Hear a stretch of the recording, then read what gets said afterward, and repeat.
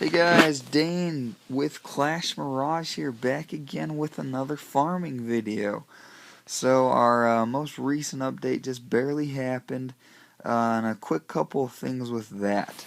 So there's new wall breakers, and they have apparently improved AI. Now that depends on who you talk to, but simply put, the spikes, the wall spikes that they used to put out yeah, that we used to put out from our more important interior walls. They do not distract the wall breakers anymore. So if you haven't seen that, go check out there's a video on the Facebook page for Clash of Clans for the app.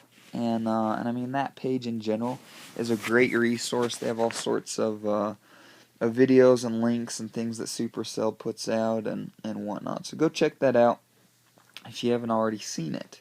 So my walls are out here now, simply to funnel the wall breakers and the other troops. So I'm funneling them in through the middle. They'd hit the traps, and that seems to be working fairly well. So there's the new wall breakers, and then there's also this dark barracks right here. So you can go ahead and upgrade and get these different troops. Now, dark elixir is so freaking expensive to gem, and the pumps take a ton to upgrade. I mean, this one's level 1, my other one's upgraded, but as you can see, it's 2 million to upgrade just to level 2. There's 6 levels of the Dark Elixir drill. It goes up by a million, I believe, each time until like the last 2, and then it goes up to 6 and 8 million to upgrade the dumb pumps. So not terribly exciting if you ask me. It's too expensive it's too expensive to gem the troops, and personally I'd rather upgrade my Barbarian King and get the Archer when the time comes. So any of the Dark Elixir stuff, I don't know. Personal opinion, I'm not super excited about any of it. Even the heroes, the Queen and the King, they take forever. You have to upgrade them so they're even effective. Just like anything, and I mean, if you ask me, I think they're kind of boring. But just like anything in this game, you have to upgrade them for them to be worthwhile to use. So that's kind of where we stand right now. As you can see, my trophy count is a little bit higher than, well, a little bit. It's definitely higher than my previous farming video, being under 200 trophies. A couple of quick benefits of being up here around 1200, and this is compliments of my one of my buddies in my clan, Josh. He let's see if I'll show us. Yeah, Josh is right in the 1200 range with me too, right here. But he said, look, man, you should come up to 1200 and try the looting up here. It sounds like it's pretty similar to being under 200. I'm getting a lot of 200,000 200,000 elixir and gold loots. So I figured I'd come up and give it a try. And one of the most important things about Clash of Clans, you need to keep things interesting and keep them changing in order to maintain interest. At least for me, if I stay doing the same thing, I get so incredibly bored. And so yeah, that's a big tip for any level that you're. Keep things changing, keep them interesting. So I decided to come up and give it a try. I've been here for I don't know, maybe a couple weeks, and it seems to be working pretty effectively.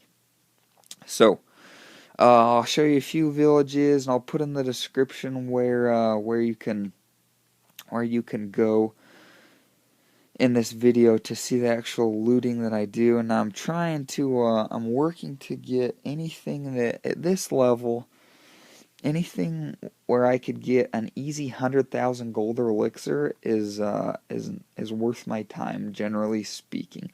There's a lot of Town Hall level 7s, which actually are kind of nice, because if they have all their storages filled, we can take 100,000 from them. So if you can get an easy 100,000 gold or elixir, I mean, why would you complain about that? So that's one of the nice things about being at 1200. Another couple super nice things about being at 1200. You don't have to worry about your yeah, too low. You don't have to worry about your trophy levels staying super low and maintaining them all the time.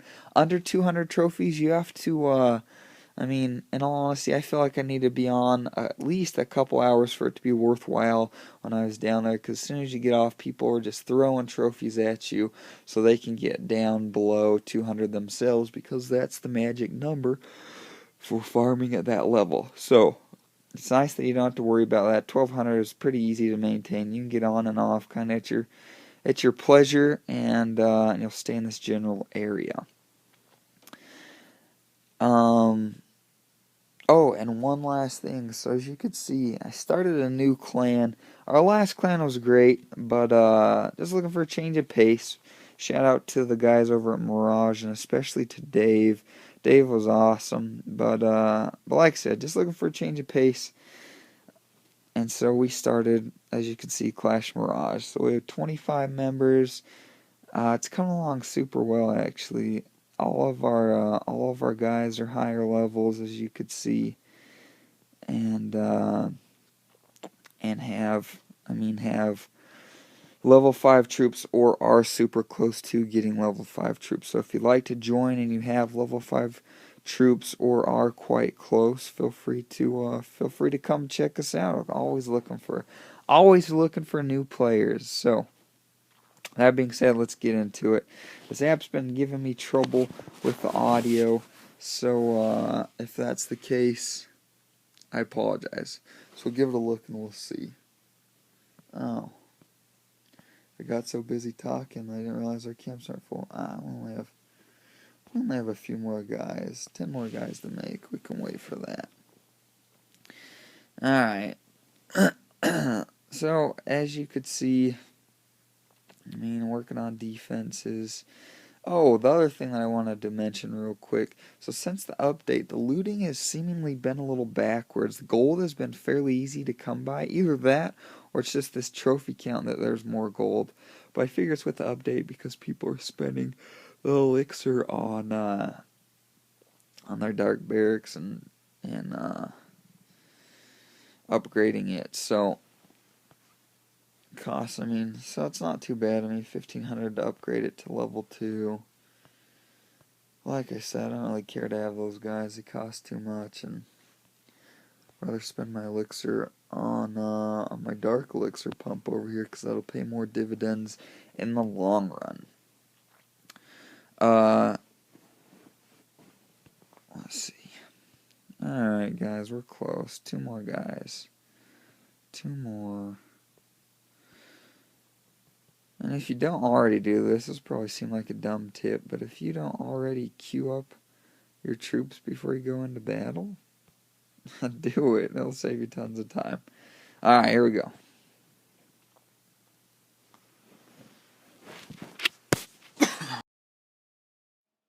Alright, so we'll flip through a few villages here.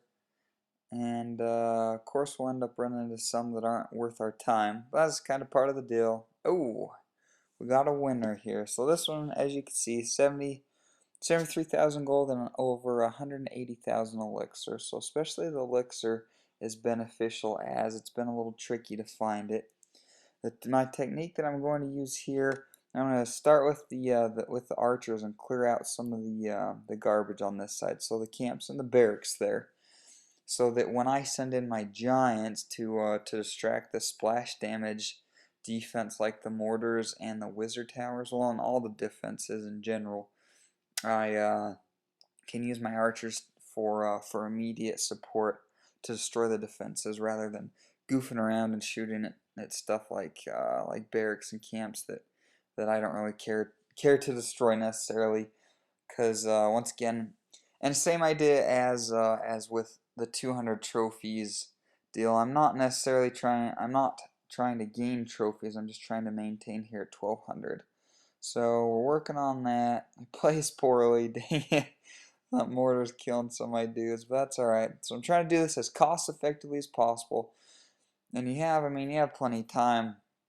I have plenty of time, so I'm just dropping a few archers here to clear out some of once again, the garbage, so that that they can provide adequate support to my giants. Now, once those are all cleared out, I'll drop some goblins to make sure that I get rid of all the traps. Yeah, there's a trap. So make sure I get rid of all the traps before I send my giants. Oh, that sucks so bad when you try to send in some giants and they just get shot off the map because there's a spring trap there. So got rid of all the traps there with my goblins, and now I'll send in a bunch of giants. Now, the idea with these giants, I'm going to drop a bunch of them. I'm going to drop all of them, and let that closest mortar fire, and then drop my wall breakers so that it won't hit them is the idea. With the changed AI, I just dropped all the wall breakers in one place. I wouldn't have done that before, but it seems that if I wait and they explode the wall there where I initially wanted them to go, then they run in circles and blow up stuff that I don't care for them to blow up. So now I'm dropping my archers, provide a little support, and I'm waiting for the giants kind of take care of some defenses there. They're still drawing most of the fire, which is exactly what we were hoping for. And I'll send in a few goblins to take care of the odds and ends, the odds and ends mines and pumps. Now ultimately we want to get into the middle there and pop open that wall, which we've done. And goblins are fairly strong units actually, especially once you've upgraded them. And so we send them in there easy enough. They take all the loot and we got them taken care of. Now, don't be afraid to send in units like goblins to break open walls if you have giants to distract. That's a great technique, as wall breakers can only get you so far. So that's those are a few tips. Subscribe and comment. Let me know what else you'd like to see. And of course, if you're a higher level player and you have level 5 troops or are close, feel free to come and check us out. We're always happy to have new clan members. So have a good one. Good luck clashing.